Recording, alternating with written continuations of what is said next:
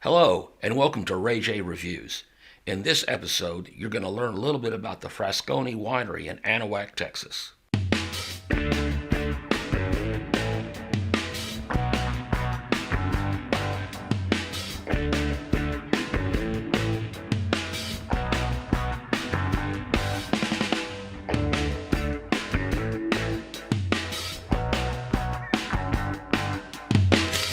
The Frascone Winery is located in Anahuac, Texas, which is located between Houston and Beaumont. It is owned and operated by Jim Frascone, and we had a chance to go there and have a nice visit, and he was kind enough to take us for a tour. So I'll let him tell you all about it. Hi, I'm Jim Frascone with Frascone Winery. Welcome aboard. We'll walk around today a little bit. We'll talk about the winemaking process and some of the things we got going on right now. All right, lead the way. All right, come Lead on the way. in. All right.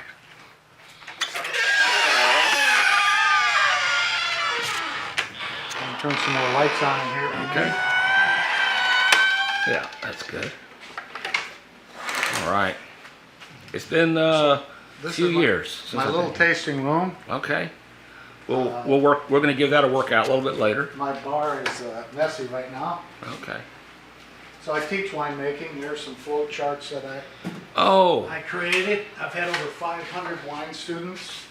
Some wow. of them have their own wineries. I teach winemaking in Vietnam also. Wow. And, You traveled there to do that? yeah. My wife's Vietnamese, and Oh, we're part of the Catholic community over there. So I teach 30 to 100 priests. This is a 300-gallon vat. It's called a floating lid vat. So this is what we use to start. Once we press the grapes, we'll bring it in here and put it in different vessels. Okay. Usually this has a fruit wine or a white wine in it, stainless steel. I'm a beekeeper also, so I do meads, honey wines, and then we harvest the honey, and those are done in plastic conicals, which you can come back here and see that. okay. This is my rolling stock Okay. as we bottle. Oh, okay. Okay. And I'm only in a couple of liquor stores. I was in 50 Total Wines at one time, and this was my retirement, so I had to stop that. It was Too much. Too much. Too much volume. Yeah. Right. So we just keep muddling along, having fun, right? Good. Good. So So the floating lid. I see more of these. Is that these are 100-gallon tanks. those go down as the volume level goes down? So it has like an inner tube here, and you pressurize it. Uh-huh. And the ideal is, wine does not like oxygen. Right. So you put that lid right on top of the wine or real close to it, and you pump it up. And I keep track of when I started something like this. Mm-hmm. Let's see, when was this one made? This was actually made in, believe it or not, this is a raspberry that was made in 2021. Wow. And I just bottled these over here. This is a Madeira. I don't know if you know what a Madeira is. She might. Yeah, it's a red. So this was made with a Blanc du Blanc grape. I believe there was only 2 Madeira makers in Texas. One was the Hack Winery in Santa Fe, and Raymond's now sold his place, to a grandson, I think. I didn't know. And yeah, I used to live over there. Oh, okay. Yeah. and I'm the other Madeira maker. So we're always in competition, like at the Okay, rodeo and stuff. That's where I heard about it before. It was. Right. It was. He was the only one, Okay. and I'm the second one. Gotcha. That's where I heard about it. Okay. One time I used to have 30 oak barrels in here, and after a while, if you get enough out of them, you don't want to keep your wine in there anymore. Yeah. Because a oak barrel breeze is called micro-oxygenation, and that's what takes like a Cabernet from being harsh to smooth. Gotcha. So in that oak barrel.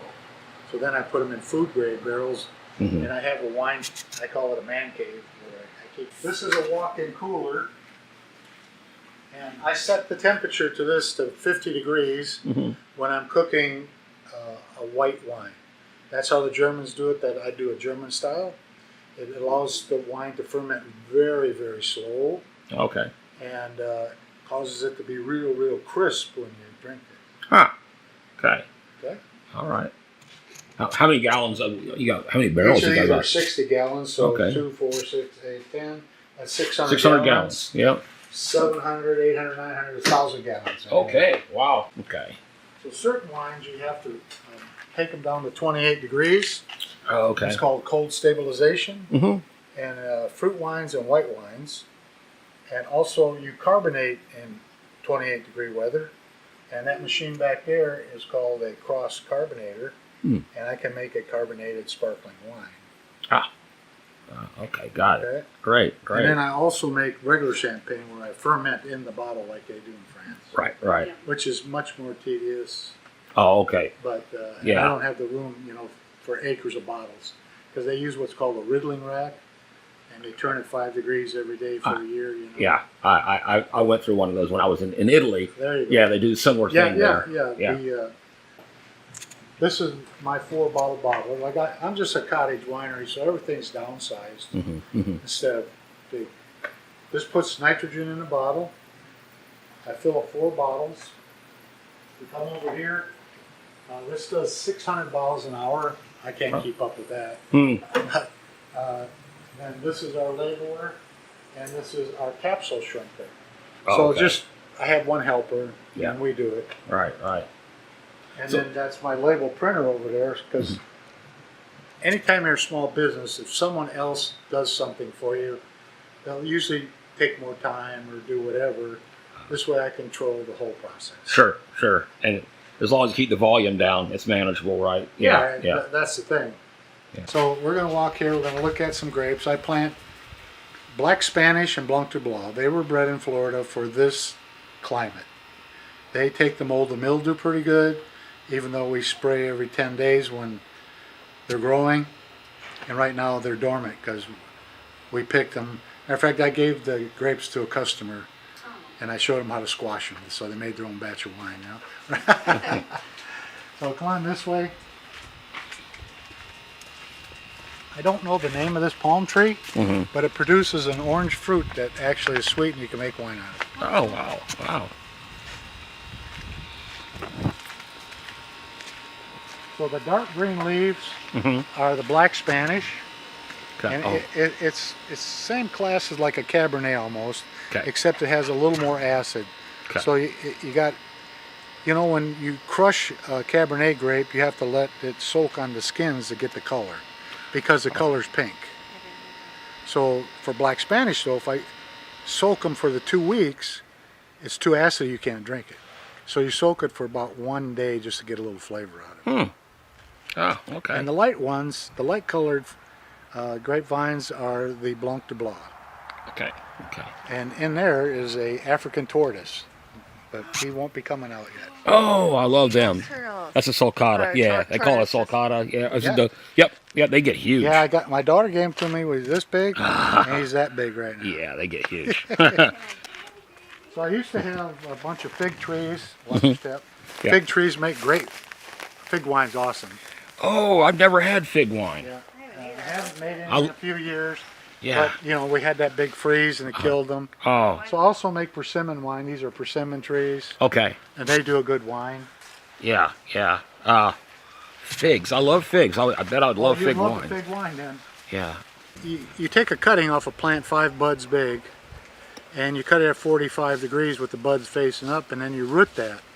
And that's how we started these. I got these rootings from the Yepes Vineyard in Beach City on the other side of the bay. And some will die every year, and you got to replace them. And right now, like I say, they're dormant, so everything's sticking to the root. So it takes 3 years to get your first crop. And even if it produces a little berries, you cut them off and throw them away. You want all the energy to go to the root system. These roots can go down 40 feet looking for water. And so there's too much water here actually. So I built this up 5 feet before I even planted them. To keep their toes out of too much water. So I've never had to water them. After the first year, I never had to drip them again. Wow. It's been amazing. Some plants seem to do better, depending. This is an east-west row, so when the sun comes up and goes over, these are evenly get sunlight. If you go the other way, you have one side produce more than the other side produce. So my best crop was, remember the year it freeze was what, 2 or 3 years ago? 21. Yeah. February So 21. I thought I was going to kill them all. Well, these are vines. They don't really care. So I normally would get 500 pounds of grapes. Well, that year they got mad. I got 1,000 pounds of grapes. I never thought that would ever happen in my life. Wow. I had huge clusters. They were just pumping out grapes, you know, as part of their survival mechanism. Wow. So that's kind of weird. That's something, So yeah. a lot of the big vineyards, like especially in West Texas, where these guys love heat, the more you stress them, the sweeter the berry gets. After the tour, we had a chance to sit down and sample some of the wines. It was very nice, and they had a good variety and some very unique flavors. You really would have to go there to experience it yourself. I'm not a wine aficionado enough to tell you the details, but quite a good selection. They also have good food there. A couple came in and ordered some, I think they were alligator egg rolls. Yes, I think that's what they were called. And they said they were quite good. They come there quite often and they know the owner. And we had a good visit with the owner and them. It was overall just a great time. You can go there and sample wines, and I think Jim will be happy to tell you all about the winery and the history there.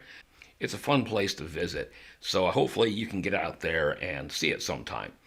And please subscribe to the channel, watch other episodes of RayJ Reviews, but most importantly, I hope that you can get out and enjoy life. This is kind of like my little piece of paradise. Yeah, yeah.